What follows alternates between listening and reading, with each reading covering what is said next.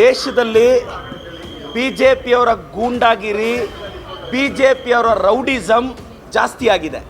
ಯಾಕೆ ಈ ವಿಚಾರ ಪ್ರಸ್ತಾಪಿಸ್ತಿದ್ದೀನಿ ಅಂದರೆ, ಈ BJPಯವರ ಗೂಂಡಾಗಿರಿ ಸರ್, ನಿನ್ನೆ ಬಿಹಾರದ ಪಾಟ್ನಾದಲ್ಲಿ ಕಾನ್ಸರ್ ಅಂತ famous coaching centre teacher NEET ಪರೀಕ್ಷೆ ಬಗ್ಗೆ ಮೋದಿಯವ್ರನ್ನ ಪ್ರಶ್ನಿಸಿದ್ರು, ನೀಟ್ ಪರೀಕ್ಷೆ ಬಗ್ಗೆ ಧರ್ಮೇಂದ್ರ ಪ್ರಧಾನನ ಪ್ರಶ್ನಿಸಿದ್ರು ಅಂತ ನಿನ್ನೆ ಅವ್ರ ಕೋಚಿಂಗ್ ಸೆಂಟರ್ ಮೇಲೆ ರಾತ್ರಿ ಅಟ್ಯಾಕ್ ಆಗುತ್ತೆ.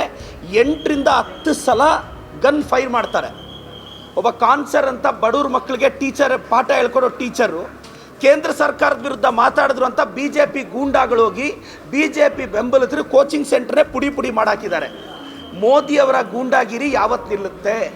ಅಮಿತ್ ಶಾ ಅವರ ಗೂಂಡಾಗಿರಿ ಯಾವತ್ತು ನಿಲ್ಲುತ್ತೆ? ಯಾಕೆ ಒಳ್ಳೆತನ ಸತ್ತೋಗಿ ಎಷ್ಟು ದಿನ ಆಯಿತೋ? ಮೋದಿಜಿಯವರೇ, ಅಮಿತ್ ಶಾ ಅವರೇ, ನಿಮ್ಮ ಗೂಂಡಾಗಿರಿ ವೆಸ್ಟ್ ಬೆಂಗಾಲಲ್ಲಿ ಅಭಿಷೇಕ್ ಬ್ಯಾನರ್ಜಿ ಮೇಲೆ ಅಟ್ಯಾಕ್ ಮಾಡಿದ್ರಿ. ನಿಮ್ಮ ವಿರುದ್ಧ ಯಾರೆಲ್ಲ ಮಾತಾಡ್ತಾರೋ ನಿಮ್ಮ ಬೆಂಬಲಿಗರೋಗಿ ಅವ್ರನ್ನ ಅಟ್ಯಾಕ್ ಮಾಡೋದು, ಇಂಥವೆಲ್ಲ ಪ್ರಜಾಪ್ರಭುತ್ವದಲ್ಲಿ ನಡೆಯಲ್ಲ. ಇವತ್ತು ಕಾನ್ಸರ್ ಅಂತ ಸರ್ ಬಿಹಾರಲ್ಲಿ ದಯವಿಟ್ಟು ತಾವು ನೋಡಬೇಕು. ಕೋಚಿಂಗ್ ಸೆಂಟರ್ ಮುಂದೆ ಹೋಗಿ ಯಾವನಾದರೂ ಗನ್ ಫೈರ್ ಮಾಡ್ತಾನ? 8 ರಿಂದ 10 ಸಲ.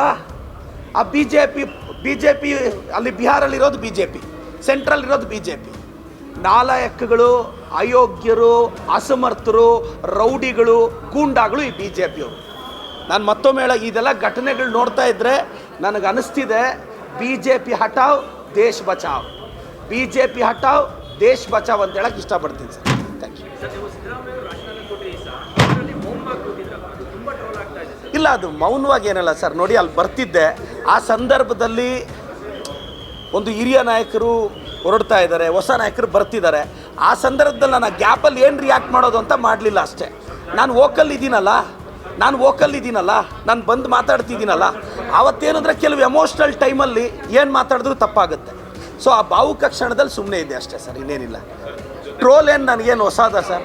ನಾನು ಕರ್ನಾಟಕದ ಟ್ರಾಲ್ ಪೇಜ್ಗಳ ಕ್ರಶ್, ನನಗೇನು ಹೊಸಾದಲ್ಲ ಅದು ಸರ್. ನನಗೆ ನೋಡಿ, ಆಸೆ ಅಂತೂ ಇದೆ, ನನಗೆ ಆಸೆ ಇದೆ. ಕೊಟ್ಟರು ಓಕೆ, ಕೊಡದೇ ಇದ್ದರೂ ಓಕೆ. ನಾವೆಲ್ಲ ಪಾರ್ಟಿ ಐಡಿಯಾಲಜಿಗೋಸ್ಕರ ಬಂದಿರೋದು, ಅಧಿಕಾರಕ್ಕಲ್ಲ. I came for the party ideology. ನಾನೊಬ್ಬ OBC ಹುಡುಗ, ಒಂದು OBC ಮೂಮೆಂಟ್ನ ತರಬೇಕು ಅನ್ನೋದು ನಮ್ಮ ಉದ್ದೇಶ ಅಷ್ಟೇ. Not for the power, for the ideology. ನಾನು ರಾಜ್ಯದ ಜನತೆಗೆ ಮತ್ತೆ ಹೇಳ್ತೀನಿ, ನಾನು ಐಡಿಯಾಲಜಿಗೋಸ್ಕರ ರಾಜಕೀಯಕ್ಕೆ ಬಂದಿರೋನು. ಪವರಿಂದೇನೋ ಪಾಪ್ಯುಲಾರಿಟಿಯಿಂದೇನೋ ಹೋಗಿದ್ದಿದ್ರೆ ಮೈ ಮೇಲೆ ಹೇಳೋದು ಕಾಂಟ್ರವರ್ಸಿಗಳು ಮಾಡ್ಕೊತಿರ್ಲಿಲ್ಲ. ನಾನು ಒಂದು ಟೀಚರ್, ನನಗೆ ಗೊತ್ತಿಲ್ವೇನು ನಾನು ಬೈದರೆ ಅವ್ರು ಬೈತಾರೆ ಅಂತ. ಸೊ ಜೈ Congress. Thank you sir. Sir, ನಿನ್ನೆ ನಾನಿವತ್ತು ನಮ್ಮ DK ಶಿವಕುಮಾರ್ ಸಾಹೇಬರಿಗೆ ಅಭಿನಂದಿಸ್ತೀನಿ, ಹರಿಪ್ರಸಾದ್ ಸಾಹೇಬ್ರಿಗೆ ಅಭಿನಂದಿಸ್ತೀನಿ. DK ಸಾಹೇಬ್ರು ಖಂಡಿತವಾಗೂ ಮತ್ತೊಂದು ಹಂತದ ಅಭಿವೃದ್ಧಿಗೆ ಕರ್ಕೊಂಡು ಹೋಗ್ತಾರೆ. ಮತ್ತು ಹರಿಪ್ರಸಾದ್ ಸಾಹೇಬ್ರು ಒಂದು OBC ನಾಯಕನಿಗೆ ಪಟ್ಟ ಕೊಟ್ಟಿದ್ದಾರೆ. ನಾನು OBCಗಳ ಪರವಾಗಿ ನಮ್ಮ ಹೈಕಮಾಂಡ್ಗೆ ಧನ್ಯವಾದ ಅರ್ಪಿಸ್ತೀನಿ. ಖಂಡಿತವಾಗೂ ಈ ರಾಜ್ಯದಲ್ಲಿ OBCಗಳ ಪೋಲರೈಸೇಷನ್ ಖಂಡಿತವಾಗೂ ಕಾಂಗ್ರೆಸ್ ಕಡೆ ಆಗಿದೆ, ಮತ್ತಷ್ಟು ಆಗಬೇಕು ಅನ್ನೋದು ನಮ್ಮಂಥ OBC ಹುಡುಗರ ಆಸೆ. ಮತ್ತು ನೆನ್ನೆ ನಮ್ಮ DK ಸಾಹೇಬರು ಹೊಸ ತೀರ್ಮಾನ ತಗೊಂಡ್ರು, ಎಲ್ಲ ಹುಡುಗರಿಗೂ ಬಸ್ ಪಾಸ್ ಫ್ರೀ ಮಾಡಿದ್ದಾರೆ, ಅದಕ್ಕೆ ಅಭಿನಂದಿಸ್ತೀನಿ. ರಾಜ್ಯ ವ್ಯಾಪ್ತಿ B ಖಾತೆನ A ಖಾತೆ ಮಾಡ್ತೀವಿ ಅಂದಿದ್ದಾರೆ. ಮತ್ತು ಅಕ್ರಮ ಸಕ್ರಮದಲ್ಲಿ 2,500 ಚದರಡಿ, ಅದೆಲ್ಲ ಒಳ್ಳೆ ತೀರ್ಮಾನಗಳು.